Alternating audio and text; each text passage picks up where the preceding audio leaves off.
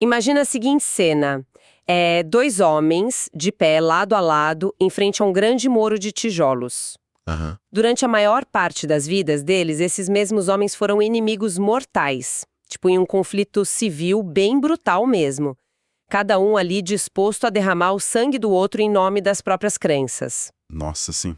Mas aí, agora, no lugar de armas, eles estão segurando pincéis. Eles estão prestes a pintar um mural público que vai meio que alterar a própria arquitetura invisível da cidade ao redor deles. É uma imagem muito poderosa e, sabe, o que torna essa cena tão crucial não é nem apenas a arte em si, mas a engenharia social que está rolando por trás dessa tinta fresca. Sim, total. Porque o que esses dois homens estão fazendo é, tipo, literalmente reescrever o código-fonte de uma comunidade. E é exatamente sobre esse código-fonte invisível que a gente vai falar hoje. Bom, a nossa investigação de hoje parte de anotações muito ricas de uma gravação acadêmica feita recentemente em Amman, na Jordânia. Isso, material bem profundo. O pesquisador que gravou esse material, ele passou um bom tempo totalmente imerso em reuniões por lá, com a sociedade civil local, conversando com jornalistas, artistas. Oficiais de saúde pública também, né? E membros do governo. Exatamente. E a missão desse nosso mergulho hoje é desdobrar o que ele observou por lá. Para a gente entender como sistemas complexos de crenças, tipo a arte e a cultura, como tudo isso molda a nossa base social. Mostrar como a violência e a paz elas estão muito longe de serem só aqueles eventos físicos que a gente assiste no noticiário. Elas são, na verdade, estruturas bem profundas que organizam o nosso dia a dia. Dinâmico para essa discussão. O país tem uma tradição histórica muito forte de generosidade. Ao longo de décadas, eles absorveram fluxos imensos de imigrantes e refugiados de conflitos ali dos vizinhos. É muita gente, né? Muita gente. E acolher essa população toda não é apenas tipo, uma política de Estado fria. Reflete um valor cultural muito profundo deles, de solidariedade e dever cívico mesmo. Mas a realidade física não perdoa. Pois é, não perdoa. Porque essa entrada maciça de pessoas sobrecarrega brutalmente a infraestrutura local, da rede de água ao sistema de saúde. Dá para imaginar. E isso acaba gerando tensões que são muito, muito palpáveis na rua. Ok, vamos desvendar isso. Porque a gente tem aqui um choque clássico, né? Entre um valor moral abstrato, que é essa acolhida, e a capacidade material de um sistema de aguentar isso. Exato. Como que a gente sequer começa a analisar a espinha dorsal de uma sociedade que está operando, sabe, sob esse nível de impressão e transformação contínua? Bom, a fonte sugere que o primeiro passo é mudar a lente através da qual a gente observa as crenças humanas e a religião. Tá, e como seria isso? Em vez de focar na teologia pura, nos dogmas, a gente precisa adotar uma postura de estudo acadêmico dessas expressões. A grande diferença aqui é separar a expressão devocional, sabe? Prática da fé em si. Isso, a prática da fé, que é aquela experiência pessoal e espiritual do indivíduo, separar isso da análise fria de como essa fé afeta as engrenagens da sociedade. Entendi. É olhar para essas crenças não como verdades cósmicas intocáveis, mas como forças sociológicas reais. Forças que movem montanhas políticas e econômicas. Mas tratar isso de forma analítica esbarra num problema meio prático, não? Como assim? Porque as tradições de crença nunca são um monólito perfeito. Quando a gente lê as manchetes de jornal, parece que grupos religiosos ou ideológicos pensam todos exatamente igual. Ah, sim. A gente tende a homogeneizar tudo. Pois é. Mas, na prática, eles são internamente hiperdiversos. Uma única tradição abriga visões de mundo que são completamente conflitantes entre si. E é exatamente essa diversidade interna que é o motor da mudança. É o que permite que essas tradições sejam organismos vivos. Elas não estão fossilizadas naqueles textos antigos, sabe? Elas se adaptam. Totalmente. Elas evoluem e respondem ativamente ao contexto histórico do momento. Se a gente voltar para o caso da Jordânia, a interpretação do que significa esse dever cívico ou a solidariedade religiosa... Teve que mudar. Sim, precisou ser esticada, debatida e renegociada pela população o tempo todo. Porque eles precisavam dar sentido a essa realidade de ter vizinhos de origens totalmente diferentes ali, compartilhando os mesmos recursos que já são escassos. A crença responde à pressão ambiental ali na hora. Exatamente. A pressão do ambiente molda a forma como a crença é aplicada. Isso nos leva à parte mais, talvez perigosa de ignorar o peso dessas tradições, que é o quanto elas estão embutidas em tudo, absolutamente tudo. Sim, de forma muito invisível até. A fonte fala sobre como monumentos e, o próprio calendário que a gente usa no dia a dia são ditados por esses sistemas antigos. Mas, para eu conseguir visualizar isso melhor, eu sempre penso no planejamento urbano das cidades mais antigas. Ah, boa comparação. Porque, historicamente, as ruas, o mercado, as zonas residenciais, tudo girava e convergia geograficamente para um templo central. A crença ditava literalmente para onde as pessoas caminhavam todo dia. E organizava o fluxo inteiro da vida, né? Isso. Hoje, claro, o planejamento urbano parece girar mais em torno, sei lá, do shopping mais próximo ou de um engarrafamento crônico, em vez de um altar. E isso dá pra gente essa ilusão de que a gente é uma sociedade puramente secular. Aham, ilusão da modernidade. Exato. O que me faz querer te desafiar com uma questão agora. Manda. Se a gente é tão moderno assim, por que é tão difícil para a sociedade contemporânea admitir que a gente ainda opera sobre essas bússolas antigas? Ah, a resposta curta para isso é poder. Poder. Em sociedades que se consideram muito modernas e seculares, a gente cria essa ilusão da compartimentalização. De separar as coisas em caixinhas? Exatamente.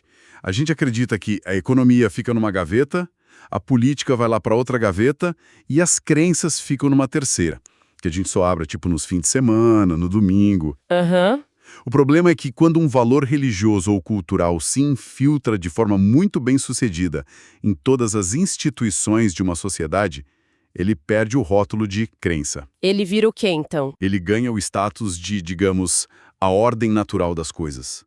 E aqueles que detêm o poder e que, obviamente, se beneficiam muito dessa ordem natural, eles não têm o menor interesse em que esse sistema seja exposto com uma construção social que pode ser mudada. Nossa, é quase como se, só por a gente não ver mais o templo físico ali no cruzamento das avenidas, a gente achasse que não está mais seguindo um mapa teológico ou dogmático. Perfeito. Mas a gente continua fazendo as exatas mesmas curvas que o mapa antigo manda a gente fazer e, se as crenças estão tão profundamente camufladas na estrutura da nossa cultura, a capacidade de oprimir, de exercer poder... E de causar dano real. Isso, causar dano real. Essa capacidade também deve estar camuflada ali. E isso nos introduz à estrutura central das anotações que o pesquisador trouxe de Aman, que é a teoria do sociólogo Johan Galton. Galton, isso mesmo. Sobre a arquitetura da violência e da paz. O Galton oferece um instrumental que é perfeito para a gente conseguir enxergar o que está operando nos bastidores dessa tal ordem natural. Porque ele não se baseia só no óbvio, né? Não, ele não se contentou com aquela definição meio rasteira de violência. Ele dividiu isso em 3 tipologias que funcionam quase como um ecossistema. A primeira delas é a violência direta. Que é o que não precisa de muita explicação para quem acompanha o noticiário. É a força bruta, né? O tiro, a agressão visível, o dano físico intencional. É a ponta do iceberg. Exato. Onde tem fumaça, tem violência direta. Mas a engrenagem que realmente mói a sociedade parece ser a segunda camada que a fonte traz, certo? Certo. A violência estrutural. E o Galton argumenta que essa forma de violência, ela não faz barulho, ela não sai quebrando vitrines por aí. Ela é definida por desigualdades que são sustentadas, sabe? Muitas vezes legalizadas ou institucionalizadas ao longo de muito tempo. Tá, me dá um exemplo mais concreto disso. É o próprio design do sistema negando sistematicamente a certos grupos da sociedade o acesso a serviços básicos, saúde, educação de qualidade, oportunidades econômicas. O apartheid sempre aparece como grande exemplo didático para isso. Mas a violência estrutural nem sempre precisa de uma lei explícita para funcionar, não é? Não, de jeito nenhum. Porque, voltando àquela própria crise de infraestrutura na Jordânia que a gente comentou antes, aquilo já cria tensões estruturais brutais. Com certeza. Mesmo sem nenhuma malícia intencional do governo.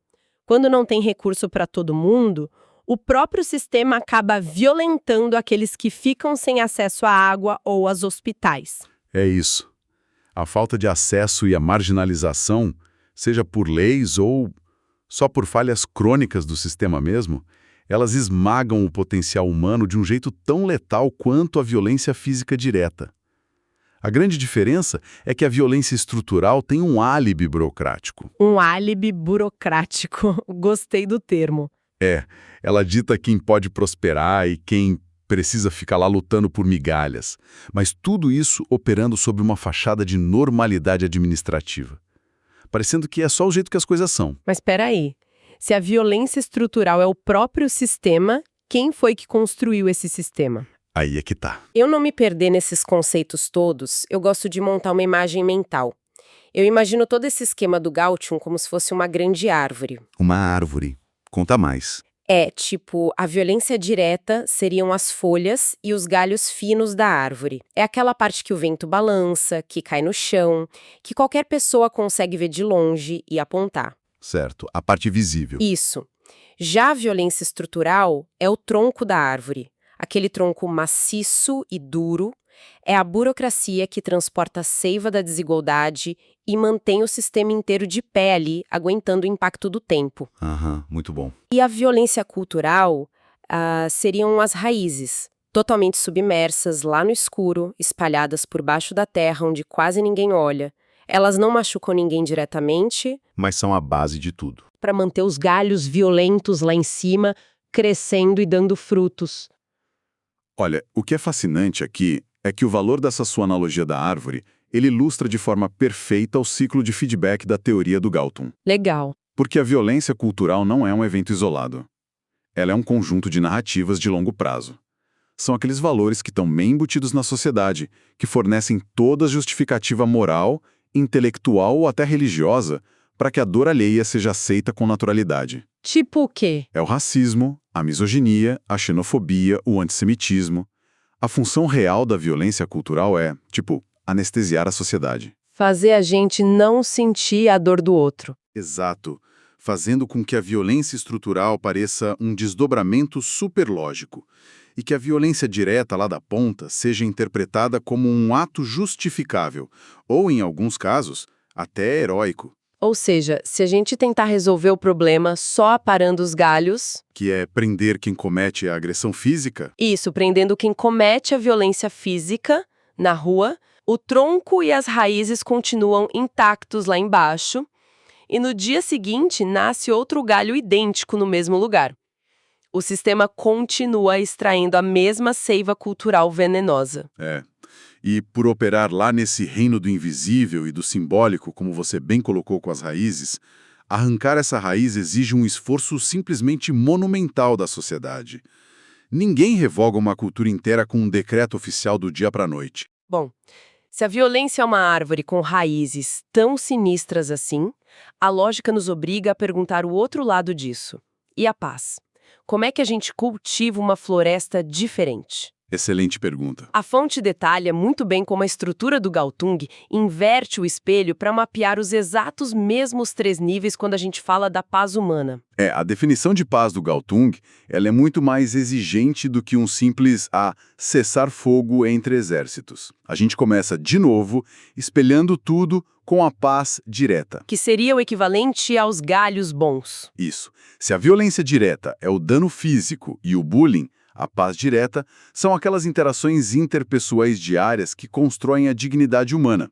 É o ato voluntário, do dia a dia, de não manipular as pessoas, de não oprimir o indivíduo que está ali na sua frente. E, felizmente, a vasta maioria das nossas interações no mundo correm nesse nível. Ainda bem, né? Mas o desafio mesmo é institucionalizar essa boa vontade toda, que seria a nossa paz estrutural. Precisamente. A paz estrutural é aquele ideal que foi materializado. É a criação de um sistema onde a igualdade não é só um discurso bonito de palanque. É uma realidade prática. Isso. É um acesso tangível e equitativo aos recursos e ao poder político. Significa que a arquitetura inteira da sociedade garante que todo mundo ali tem a fundação necessária não apenas para conseguir sobreviver, mas para ter o direito pleno ao florescimento humano. Só que acontece que a fonte faz um adendo quase sombrio sobre isso, que, olha, me deixou bastante reflexiva quando eu estava lendo. O que seria? O autor anota nas gravações que a paz estrutural, quase sempre, existe apenas no que ele chama de bolsões. Ou seja, em comunidades menores que são muito unidas, ou em alguns poucos bairros hiperdesenvolvidos, ou só em janelas de tempo muito, muito específicas da história da humanidade. É verdade. São exceções, não a regra. E aí eu te pergunto, por que é tão absurdamente difícil pegar esse modelo de paz estrutural que funciona no bolsão e escalar ele para que seja universal? Se a paz estrutural é o que todo mundo, em tese, deseja para si, por que o sistema maior resiste tanto a isso? Olha, a resistência vem do próprio peso gravitacional da história. O status quo atual do nosso mundo, ele foi em grande parte desenhado e moldado pela violência estrutural do passado. O colonialismo, a escravidão. Exato. Todas essas exclusões sistêmicas históricas. Desmontar redes de privilégio tão profundo que acumularam capital e influência por séculos a fio exige um nível de atrito institucional gigantesco. A paz não é uma inércia pacífica onde a gente só cruza os braços. Ela é uma escolha muito ativa. Tem que lutar por ela. Tem. Manter um bolso de paz estrutural exige que a comunidade vigie e corrija constantemente aquela tendência natural que as hierarquias têm de tentar se reinstalar, de tentar concentrar o poder na mão de poucos novamente. E a única maneira de convencer uma sociedade inteira a manter esse nível de esforço exaustivo todos os dias é se ela acreditar visceralmente que vale a pena. Com certeza. O que nos traz de volta ao equivalente daquelas raízes da árvore. A paz cultural. Exatamente. A paz cultural engloba os valores, os mitos fundadores, a literatura, a arte, tudo aquilo que dá uma credibilidade moral à nossa busca pela igualdade. A gente encontra expressões bem densas de paz cultural em documentos de fundação de alguns países, sabe? Aqueles que exaltam a liberdade. Nas grandes declarações de direitos humanos internacionais. Na filosofia pluralista também. Sim, é o que ensina de fato as próximas gerações a sentirem uma aversão quase instintiva à violência estrutural, mesmo quando a realidade política do dia a dia está assim, falhando miseravelmente em entregar isso. Aquilo fica como um norte, né? Fica. Esses valores culturais atuam como uma espécie de farol mesmo, lembrando o sistema o tempo todo de qual é o seu verdadeiro objetivo moral. Aqui é onde a coisa fica realmente interessante. Oba! Porque a fonte lá de Aman não deixa toda essa teoria flutuando no vazio acadêmico. O autor traz anotações sobre um caso muito visual que aterra a discussão toda de vez. O caso da Irlanda do Norte. Isso, a Irlanda do Norte, durante e após aquele período tenso de conflito que ficou conhecido como os Troubles. E esse caso nos leva de volta, de forma exata, àquela cena que a gente descreveu logo nos primeiros segundos do programa de hoje. É verdade. E o uso dos muros na Irlanda do Norte, é um laboratório fascinante para entender a mecânica do Gaut na vida real. Durante décadas de muito derramamento de sangue lá, bairros inteiros eram demarcados por grandes murais pintados nas laterais dos prédios. E no auge do conflito, a vasta maioria dessas pinturas funcionava como vetores puros e simples de violência cultural. Eram murais que glorificavam o sectarismo total, exibiam aqueles homens mascarados segurando fuzis enormes e que principalmente desumanizavam o lado oposto o tempo inteiro. Eram as raízes daquela árvore da violência que você falou, só que completamente expostas. Coloridas em tinta a óleo para qualquer um que passasse na rua ver. E, para quem nos ouve, dá para imaginar a psicologia de uma criança crescer andando por essas ruas todos os dias. Um mural gigante glorificando um grupo paramilitar armadaço. Isso dá o verniz de dever patriótico para a violência física. Fica parecendo nobre. Sim. Ele pega o assassinato a sangue frio e transforma isso culturalmente em um ato de defesa heróica da própria comunidade. Essa é a essência do ciclo do Galtung. O moral, a cultura legitimam o tiro, legitima a ação direta. No entanto, o ponto de virada que é relatado lá nas anotações de Aman, ele envolve o projeto liderado pelo Devney Pelworthy. Aqueles dois pintores do começo. Eles mesmos. E esses dois homens não eram apenas artistas neutros que foram contratados, não. Eles vinham das próprias trincheiras que os murais antigos glorificavam. Eles eram antagonistas históricos, lados opostos da guerra. O fato deles se unirem não foi apenas, um aceno simbólico fofo. Foi uma intervenção técnica e cirúrgica lá nas raízes da cultura daquele lugar. Eles começaram a pintar novos murais focados no respeito humano mútuo, na visão de um futuro plural pra caramba. Eles estavam ativamente substituindo a iconografia do ódio. E dá para imaginar um nível absurdo de resistência e desconfiança que eles devem ter enfrentado dentro das próprias comunidades no início, né? Com certeza. Porque repintar o muro não é só passar uma demão de tinta fresca. É apagar um monumento histórico à dor e ao sacrifício que um grupo teve. Mas, ao fazerem isso e persistirem, eles mostraram que a arte e a cultura não são ferramentas com um destino predestinado, sabe? Um mural de rua não é inerentemente violento. Assim como a religião não é inerentemente uma estruturadora de opressão. Ambos são apenas os meios de transmissão. Veículos. Veículos, exato. O Devin e o Irving usaram a mesma parede de tijolos, a mesma praça pública, que antes irradiava a justificativa pura para a violência armada. E aí eles começaram a irradiar a paz cultural dali.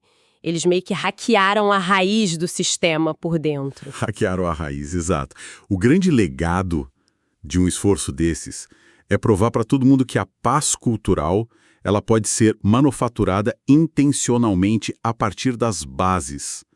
A sociedade não precisa ser eternamente refém da violência cultural que foi deixada de herança pelas gerações anteriores. A gente pode escolher diferente. Sim. Ao mudarem os sinais visuais do ambiente da cidade, eles alteraram o que era considerado comportamento louvável naquelas ruas, abrindo de verdade o espaço psicológico para que a paz estrutural e política ganhassem um fôlego real na região ao longo dos anos. Então, o que tudo isso significa para nós hoje? Para quem está longe das paredes de tijolos da Irlanda do Norte ou bem longe das fronteiras ali da Jordânia.